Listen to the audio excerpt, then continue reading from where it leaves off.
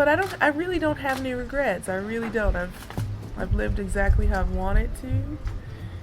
I've tried my hardest every single time. I didn't win the matches that maybe I should have always won, but I really gave it my all. So that for me is enough.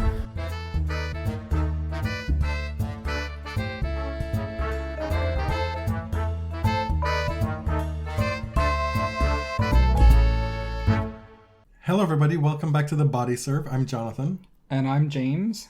Episode 263 finds us right after the completion of Madrid and at the beginning of Roma. Yeah, you pronounced the hell out of that. We've been to Rome once. It was not a great time. We saw about 11 minutes of tennis over the 2 days we were there. No, not complaining, because Rome is amazing. I actually didn't really care that much about the tennis because I love Rome so much. Mm-hmm. And it just so happened that with that trip you weren't feeling well, and then it was raining. Do you remember when we finally got into Pietrangeli and we're supposed to watch Wozniacki and somebody? And Danielle Collins, I think. Yes, and then one of them pulled out, withdrew, and then... Sat on that marble slab, and it was over in like 2 minutes. Like, what just happened? I think the only tennis we saw was a set of Kyrgios on Centrale, and then the outer courts we saw Shea as well. Del Potro and a few other people. The day that we flew out of Rome, the day we left, the very next day, it was one of the most packed schedules in modern tennis history. Mm-hmm. No exaggeration. Rafa was on the grandstand. Every goat was there. Someday I'd like to go back and experience that tournament properly, and hopefully by then you will have removed all your ill memories of that time. Yeah. Because you were not in a good headspace. Oh no, I wanted to leave. Yeah, and I wasn't feeling well. At one point I was like, you know what? Fuck it, let's just go. I'm not dealing with you right now. Ben Rothenberg tweeted today about how there's always so many kids at the Rome tournament. And that is definitely true. I observed that day. And that on that particular day, I was not in the mood to be around children. But that is very different from any tennis tournament I've ever been to. It felt like school classes were taking field trips to the tennis. There were so many kids. And it's just cool to see that atmosphere. Like the fans in Rome, the place is jam-packed on a midday session. And people are really excited to be there. Mm-hmm. I think the fact that you spent a semester in Rome and you'd always be like, oh, I want to take you to Rome. I want to show you where I was studied, all this, all that. For whatever reason, I saw that tournament as a way of taking in a lot of Rome culture. And you sure did. Because those kids... Right, but that was the part of Rome culture that you would probably despise the most. And so while I was like eager to get into it, you were just like completely over it. So I did an internship teaching at a middle school while I was there. And let me tell you, those kids they were darling, they were sweet, but they are wild. Holy shit. Weren't there like sons of princes and shit? Yeah. It was a public school, but it was like super in this very, ancient neighborhood, and everybody had, relatives who had titles and stuff. Anyway, we were in Madrid. Not us, but tennis was in Madrid. You've heard about the men's side. Let's start with Ons Jabeur, the woman who just cannot stop being the first woman to do things. The first Arab or North African woman to win a WTA 1000 title. Well, the more she has success, then the more that's going to continue. Yeah. Unless there's another one who comes up. And hopefully there will be. But Ons was the first Arab woman to win a title. Now she's the first to win a 1000 title. And this is without the benefit that so many other players have of endless wildcards, of federations with tons of cash in countries that have big important tournaments in them. This has been a labor of love. Outsourcing your training and your team to people from other countries once you have a little bit of a success. She didn't do that. She still kept her team homegrown, essentially. The point is, this, I don't think, is something that a lot of people foresaw for Ons Jabeur. It's a breath of fresh air for WTA tennis, but it is not something the sport is set up to support at the moment. This was her 6th career final. Previously, she was 1-4. Just a few weeks ago, she lost to Belinda Bencic in the final of Charleston. And this week, she gets revenge. In her own words, a lot of this week was about getting revenge. Yeah, she exercised a few demons, a few bugaboos, right? She beat Belinda Bencic for the first time in 3 meetings. She was able to overcome these jitters that she gets in finals. She had lost 4, as you said, coming into this final. And she had a lapse in the second set, right? Like, the jitters were still there. But the fact that she was able to play really such a poor second set and then come out and switch the momentum super early in the third, it's saying something about how she is a different player than she was. She didn't start playing that second set poorly. She had break point to take a set and a break lead in that second set. And it was competitive. Deuces upon deuces. However, eventually, once Pegula got her footing in that second set, she just sped away with it. Yes. The errors kind of crept in for Ons. She wasn't very strong on serve. I think she was winning like less than 40% of her first serve points in that set. And then early in the third, gets a break and doesn't look back. Right.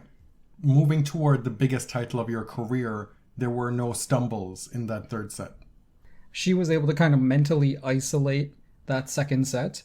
And it seemed like, you look at it from the outside and say, well, that was my bad set. It happened, and I'm going to move on. I'm going to win this. It helps when you lose a set like that and it doesn't feel irreversible. Mm-hmm. She was still competitive in spots, and Pegula hadn't wrested the initiative completely in that match.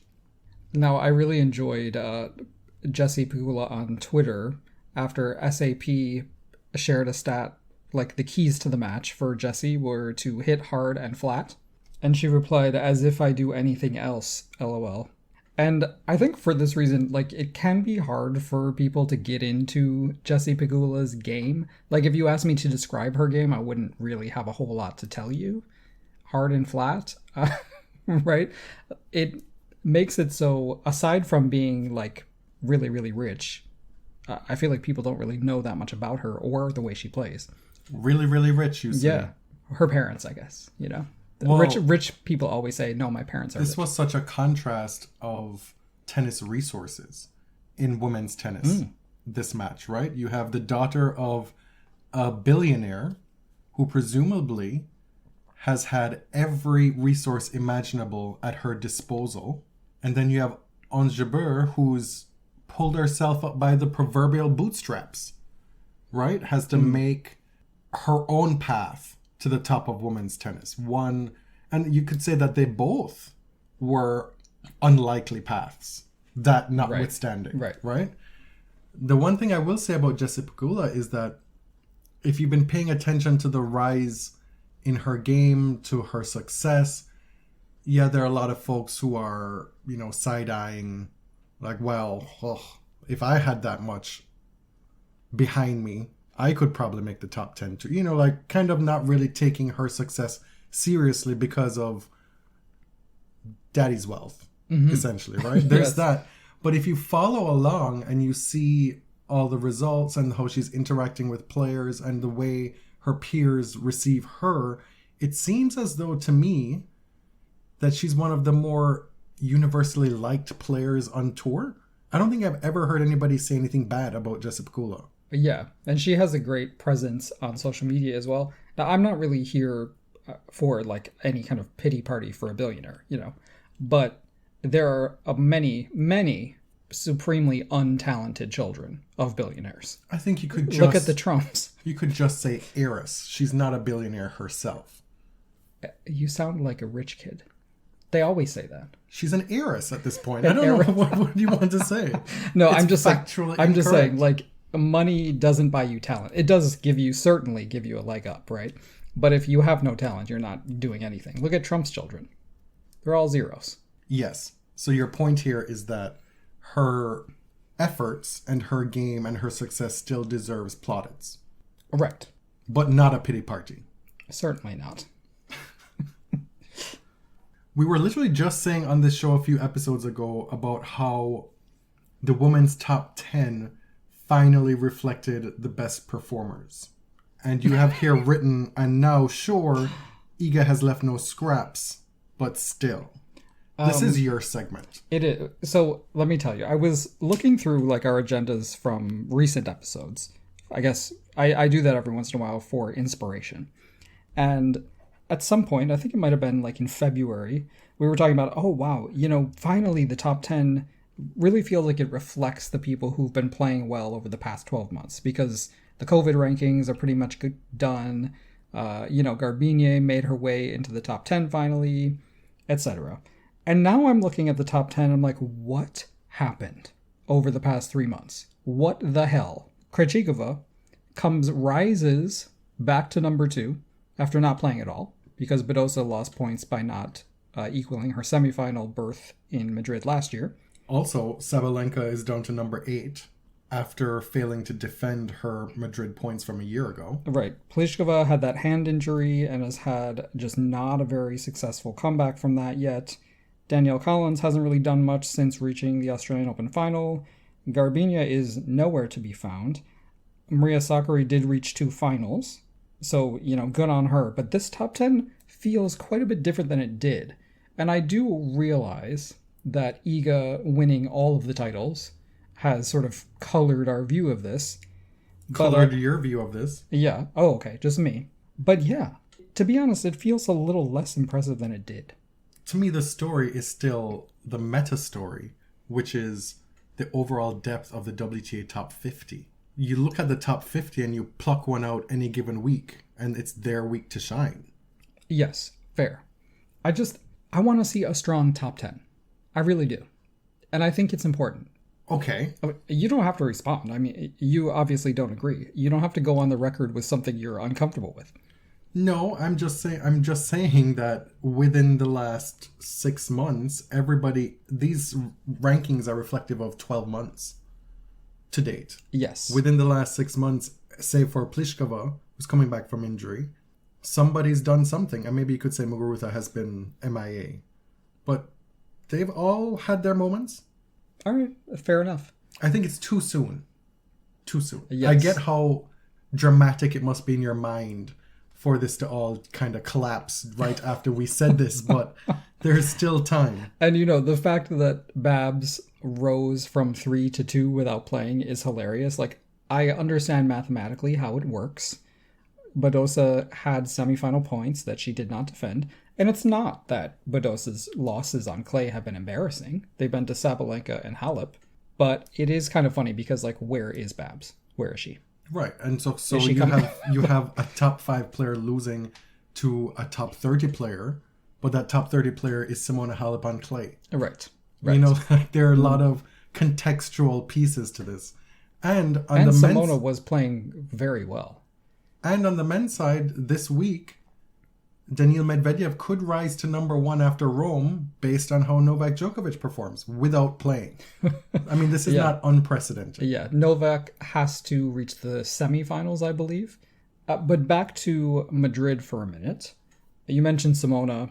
Pretty early on in the tournament, Ons was the sole top 10 player remaining, and it presented a massive opportunity for her, and probably a long opportunity to think hard about, can I do this? The draw is pretty wiped out if you're looking at seeds, right?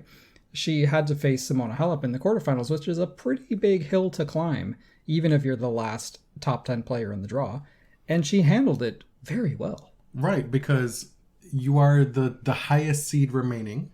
So many of them have gone. And you're probably sitting there knowing, well, everybody else that's left could beat me on any given day. But the James Rodgerses of the world are out here looking and saying, well, she's the only top 10 left. If she doesn't win this, well, wow, what a lost moment. And that creates the added pressure, right? Okay. I mean, I didn't say it until after it actually happened, to be fair. And also, I have watched women's tennis long enough to know that this opportunity will possibly present itself again and again. to whoever wants to grab it. So I'll stop being contrarian for a bit here. Yeah. That might Could be you helpful let me breathe for a minute to you and the just listeners. have a conversation? um, Do you agree that Ons has a good drop shot? How about something that we can agree on? it's spectacular. Okay, great. But now my train of thought has been put into disarray. So what I was going to say is that, set aside my contrarianism, obviously there was pressure that was going to be felt from being in this situation. She's been deep in tournaments before. She's been playing well for a couple of years now without the big result. When she started to play well, I mean, I won't deny that I was like, oh, well, this is cute. This is so cute. Kudos to her. But did anybody or how many people really thought that Ons Jabeur could enter a French Open and be a legitimate top 5 threat for the title on a repeat basis? The net effect of her repeated success and consistency over the last couple of years is that she's found herself in a place where there's no expectation, where the fact that she is the first to do this, the first to do that, is no longer a novelty. We can reasonably expect Ons Jabeur to win big things now. And with the top 10 seeds capitulating in Madrid, this was a prime moment for her to have that breakthrough. And I think, given all that context, her beating Bencic, beating Halep, beating Alexandrova, who I believe had beaten her 6 times before, beating Pegula in the final, this was a massive achievement. A huge boost to her confidence going forward. Because there is no reason, given the current setup of the WTA Tour, why it cannot be Ons Jabeur on a regular basis winning these big tournaments. Now let's talk about this bizarre scheduling day. On Saturday in Madrid, it seemed to be modeled after the old Super Saturday arrangement at the US Open. They started on the main court with the women's doubles final at like 1:30 p.m., then the first men's semifinal, then the women's final, whenever that ended, and then the second men's semifinal.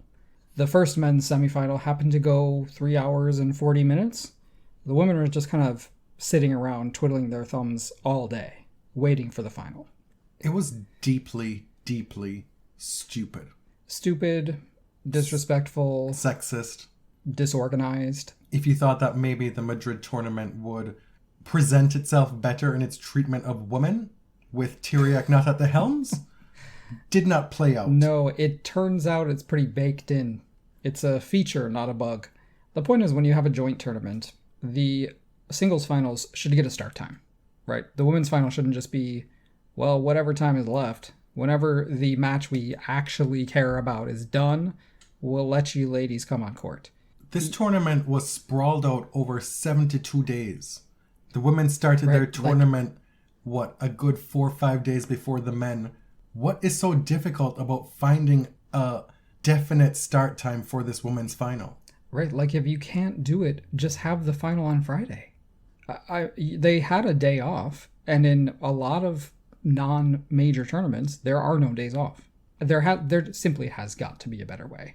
All the other co-ed tournaments managed to do it without any catastrophes, because then you have the second men's semifinal going on at 11 p.m.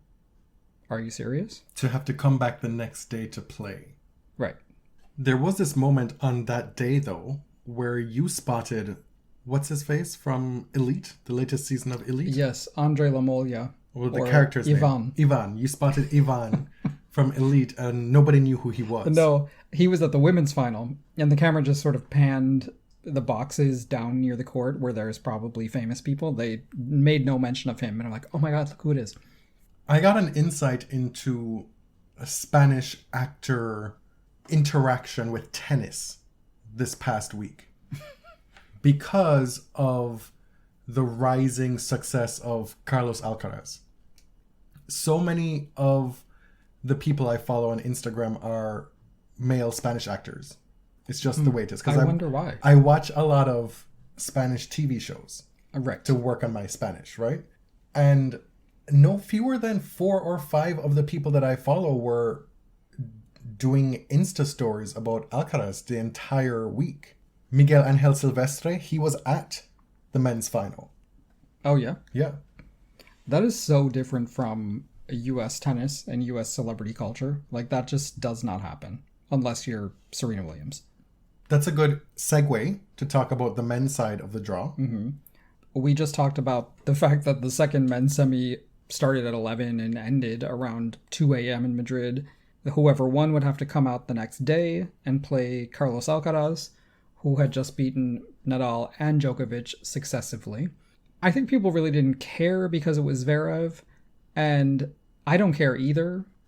But what I really want is an investigation into the allegations, not bad scheduling. Do you know what I mean? Like, sure. We can have both. We should have both. Yeah.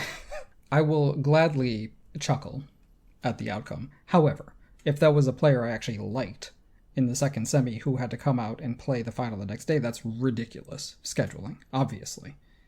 And as I said, like, the other Masters tournaments somehow do it, like magic, but Madrid displayed just like a stunning level of incompetency in the way that they scheduled those matches. I will state what you just said a little bit differently. Okay. I will say that that guy is absolutely right to be peeved and upset at what happened to him in successive rounds, being the night match, going to bed at 4 or 5 a.m. in the morning to then have to play the next day. That is untenable to ask a tennis player to do that.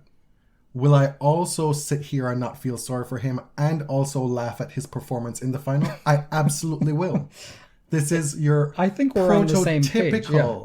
Example of multiple things can be true. Yeah. I don't care about him. Mm-hmm. Right? And No, but you were saying, like, if it were somebody else, I would be upset. Oh. Or, Okay. you know, like, yeah, he's well within his rights to be annoyed by it. That's totally valid. Oh, sure, he can. But I don't really... Who asked you, I don't care about his feelings. Right? Like, he's lucky he wasn't suspended for Lumberjack 2.0. Like, But yeah, like, the point stands theoretically. Anyway, you've heard of Carlos Alcaraz, I think, at this point. He has won 4 titles now this year. He's the first player to beat the numbers 1, 2, and 3 seeds at a clay tournament. He's one of the few people to beat Nadal and Djokovic in the same tournament. The first to do it on clay.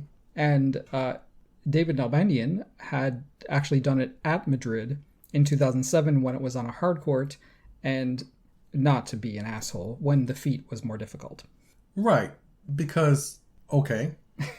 And I'm not saying that to be an asshole, but I do desperately need context applied to this tournament. This is going to be a constant theme on our show going forward, where we try to have you rein it in with the adoration, the adulation, and the expectation on Alcaraz, right? I mean, nobody has to rein in anything if they don't want to, but this is our position. Yeah, meaning this is what you'll be getting from us. Right.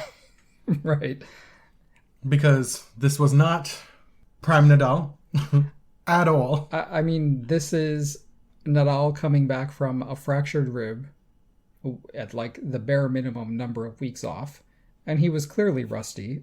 He didn't play exceedingly well against Goffin.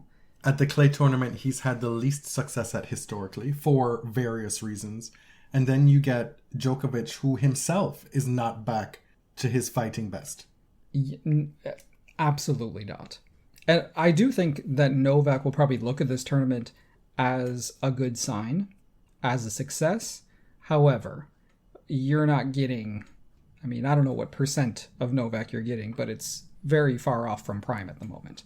Right, but in terms of the development of Carlos Alcaraz, this context that we're trying to add here, with the way we know people talk about the achievement, might matter none at all when it comes to his development, because what he can take from it might be just enough, or what he needs to become even better. Like, the effect on his confidence from doing this, it's not penetrated by this context.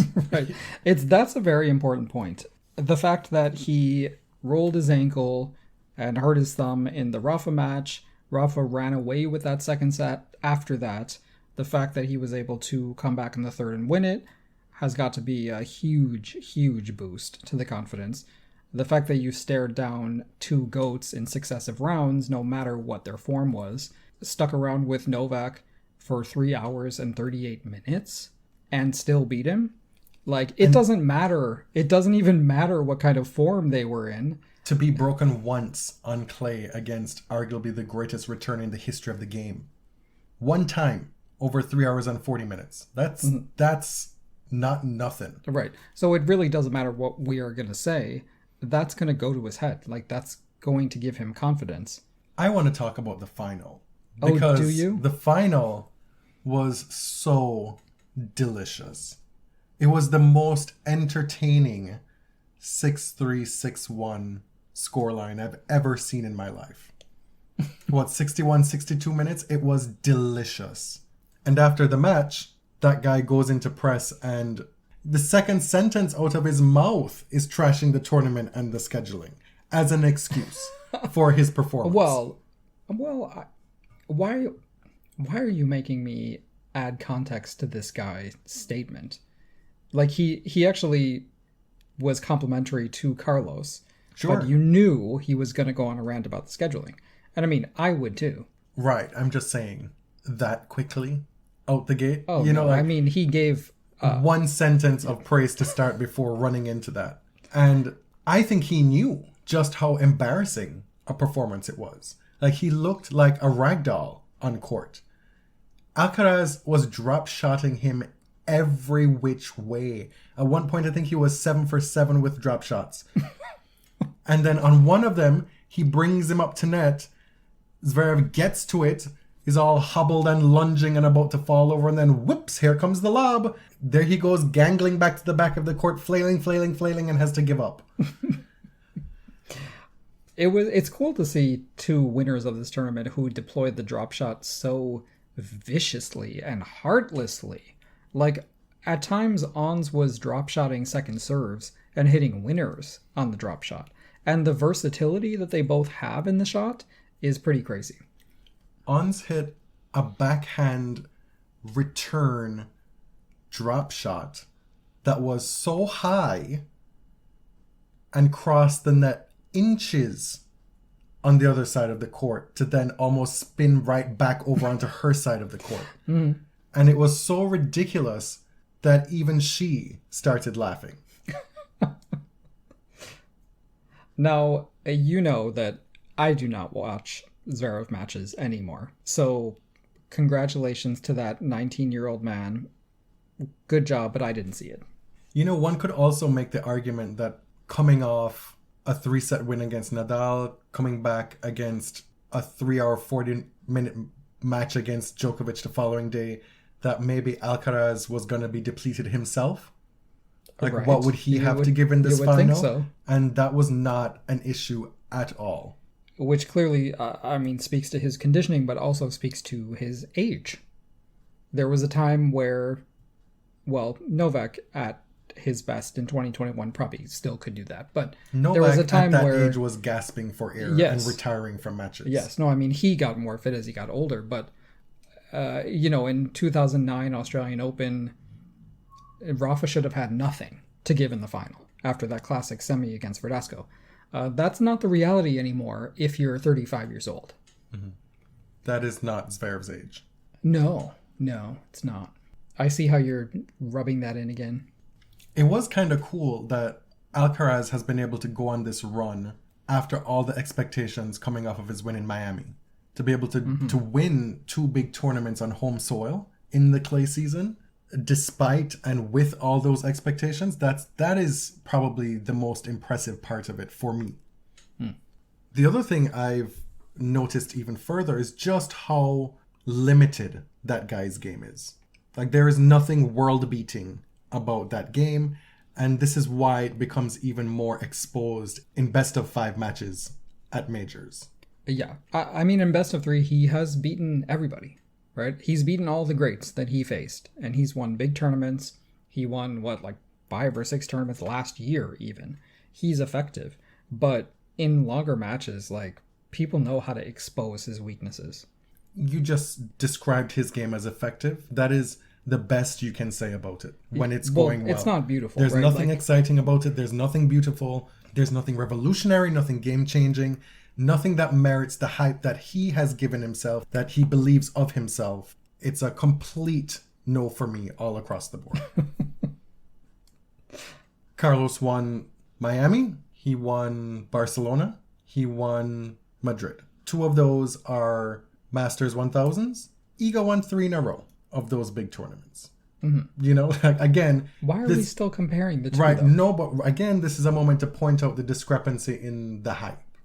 I think it's still worthy of discussion. Okay. We don't have to have a long discussion about it. I'm just saying, again, watch what's going on and keep that in mind.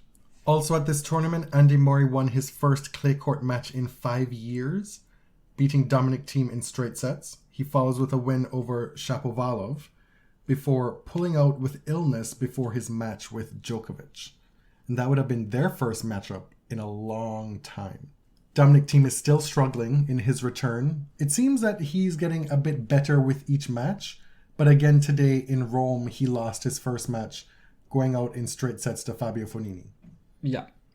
Not a great draw, obviously. Even if Fabio is old, it is Rome. Dominic has now lost his last 9 matches on tour, which is crazy to say out loud. He's had to kind of rework his forehand because of his wrist issues, and it does not look good. It doesn't look good, but it could get better. And for someone of his talent, like, you just have to believe that he'll get there. Stan Wawrinka, another one on the comeback trail, gets his first win since February of 2021. And it was a good one over Riley Opelka in Rome, who last year was a semifinalist in Rome. Shout out to Felix Auger-Aliassime, who after a stretch of disappointing results, I would say, he issued some full-on whoopings in Madrid. Beatdowns of Cristian Garin and Yannick Sinner in lopsided scorelines before eventually losing, unforgivably, to that guy. And Zverev actually said it was probably the best match he's played all year. He saved it for Felix. Well, isn't that nice? I know, right? Felix opens against Davidovich in Rome, which is certainly a tough out, and on the more traditional, slower clay of Rome. That's going to be happening on Pietrangeli. Oh, it's already tomorrow. Scheduled? And it might be going on the same time as a matchup between 2 Canadian-born women of Romanian descent whose first major title was the United States Open at 19 years old. Wow, they have a lot in common. They do. Demographically. I can't take full credit for that. I saw a tweet about that the other day. I don't quite remember who it was, but that's crazy. Like, they really do have a lot in common. Yeah.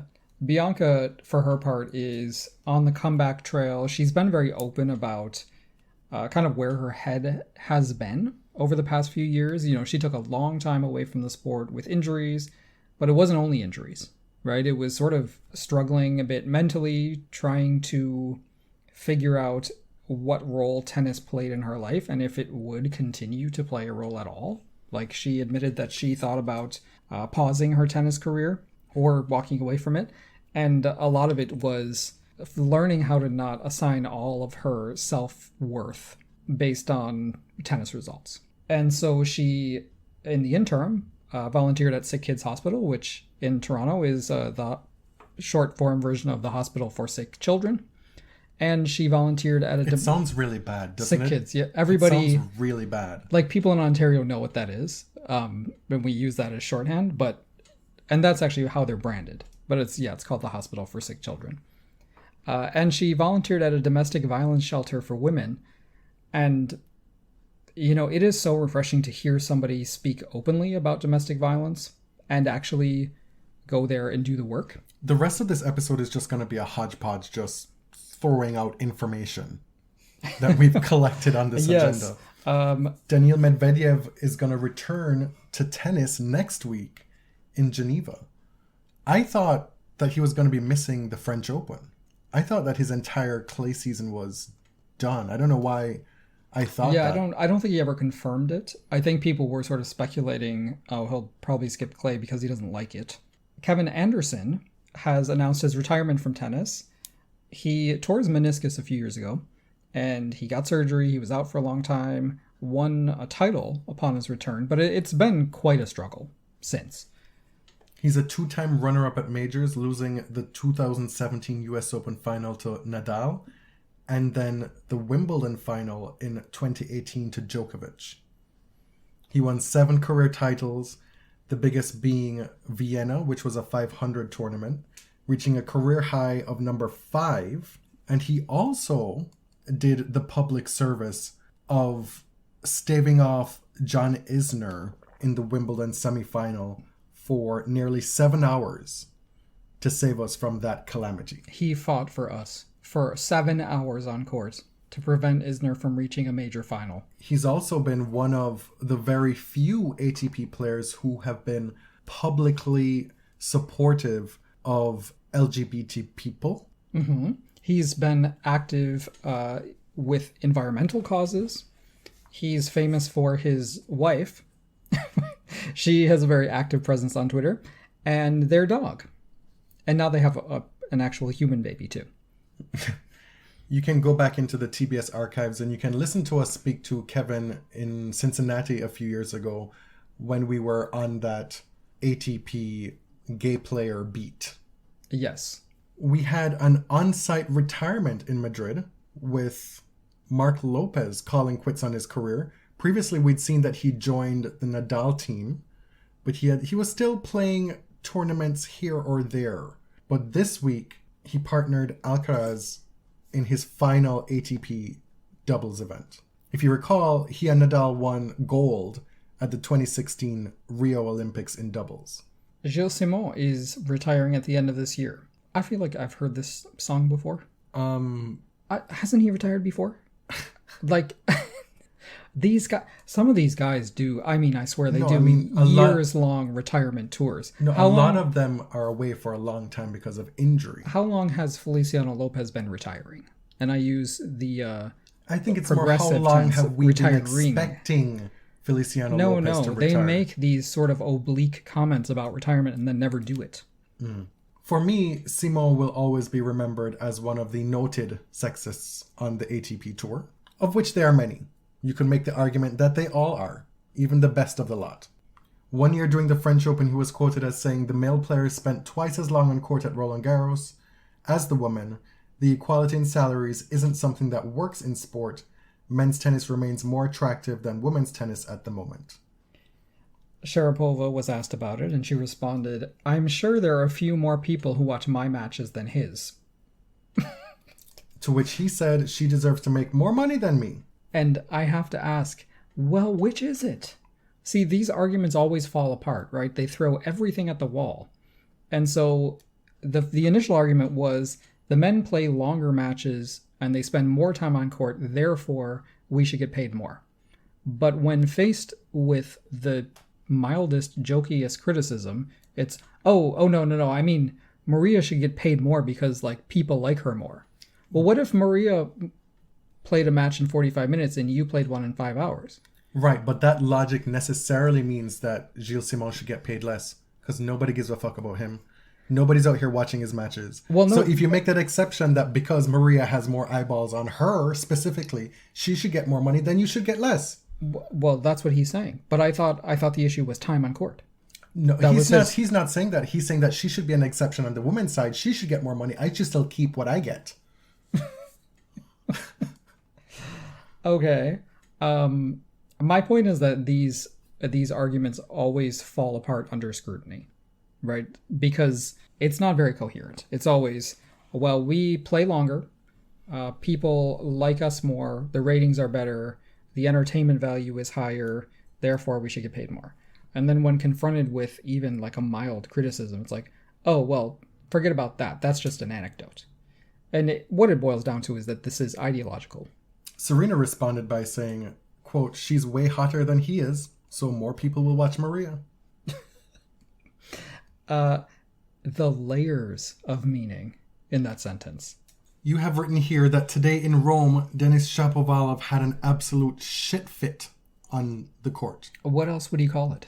He was playing Lorenzo Sonigo. Obviously, the Italian crowd is going to be wild in favor of Sonigo. And it was a challenging atmosphere, certainly. Denis, man, this kid has trouble controlling his emotions. Clearly. Did he not listen to our 1999 season episode to start the year? Baby, you cannot cross the net. I mean, you have been playing tennis for a long time. Don't act like you didn't know that. He crossed the net to argue a mark, like the iconic Martina Hingis did in 1999 French Open. Everybody knows you can't do that.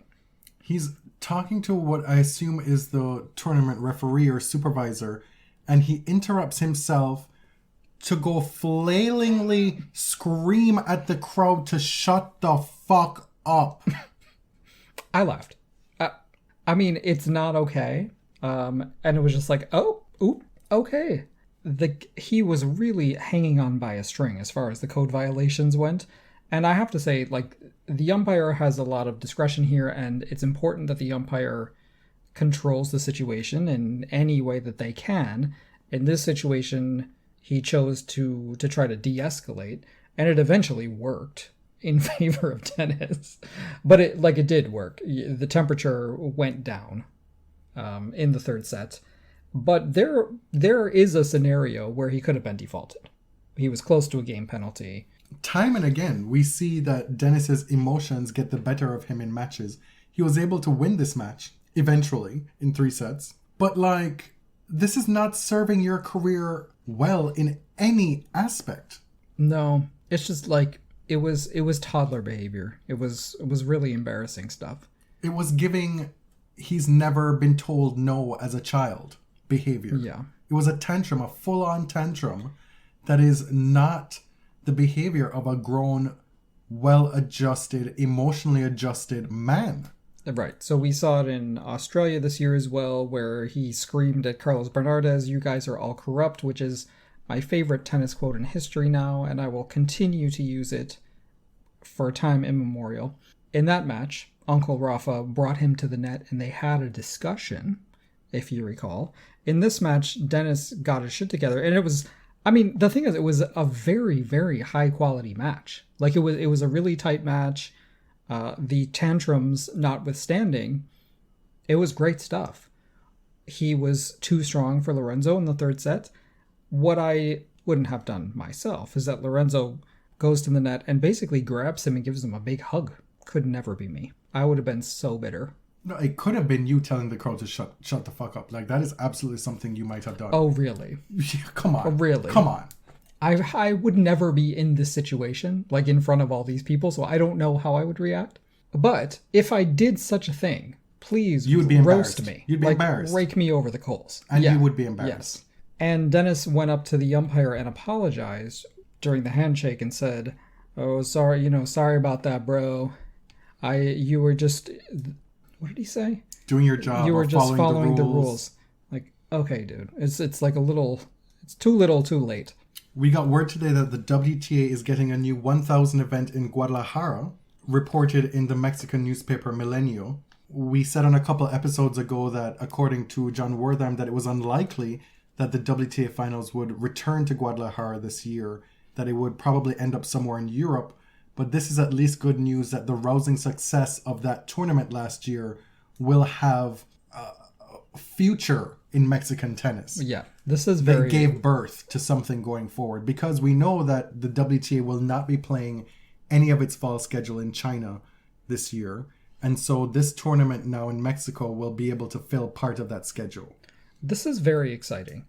Guadalajara put on such a great event at the WTA finals last year that we were hoping that the finals would be there again.